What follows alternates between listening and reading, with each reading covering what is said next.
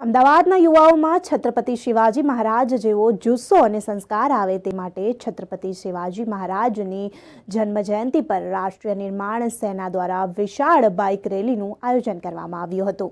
આ બાઇક રેલીમાં આશરે 500થી વધુ યુવાનો જોડાયા હતા।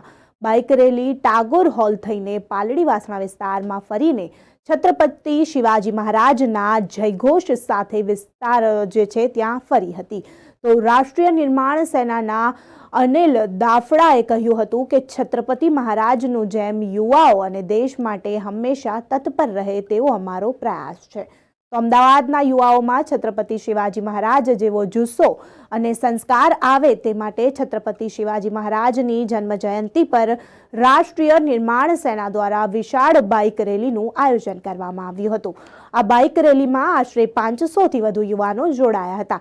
બાઇક રેલી ટાગોર હોલ થઈને પાલડી વાસણા વિસ્તારમાં ફરીને છત્રપતિ શિવાજી મહારાજના જયઘોષ સાથે વિસ્તારમાં ફરી હતી। તો રાષ્ટ્રીય નિર્માણ સેનાના અનિલ દાફડાએ કહ્યું હતું કે છત્રપતિ મહારાજની જેમ યુવાનોમાં દેશ માટે હંમેશા જુસ્સો રહે અને તેઓ તત્પર રહે તેવો અમારો પ્રયાસ છે।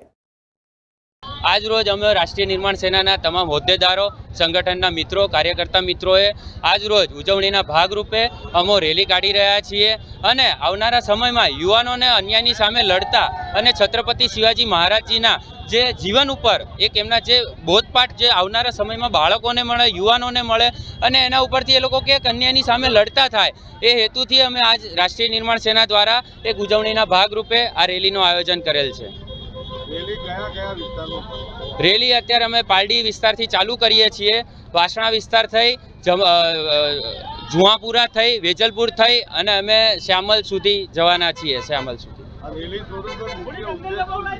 રેલી સ્વરૂપે નીકળી એક યુવાનોમાં એક નવી ઉર્જા સાથે એક સંગઠનમાં નવા વધારો થાય અને આવનારા સમયમાં પણ જાહેર જનતાને જ્યાં જ્યાં તકલીફ પડે છે, જ્યાં જ્યાં કોર્પોરેશન હોય, રાજ્ય સરકાર હોય કે જ્યાં જ્યાં એ લોકોને તકલીફો પડી રહી છે, એ લોકોને ન્યાયની દ્રષ્ટિએ લોકો વલખા મારી રહ્યા છે, સરકારી બાબુઓ ધ્યાન નથી આપી રહ્યા હોતા। તો આ એક નવી ઉર્જા સાથે આગામી સમયમાં એક સંગઠન સાથે રેલી સ્વરૂપે આયોજન કર્યું છે। નીકળીએ છીએ અને આવનારા સમયમાં પણ જ્યાં જ્યાં તકલીફ પડશે રાષ્ટ્રીય નિર્માણ સેના જાહેર જનતાની સાથે જ, સંગઠનની સાથે જ।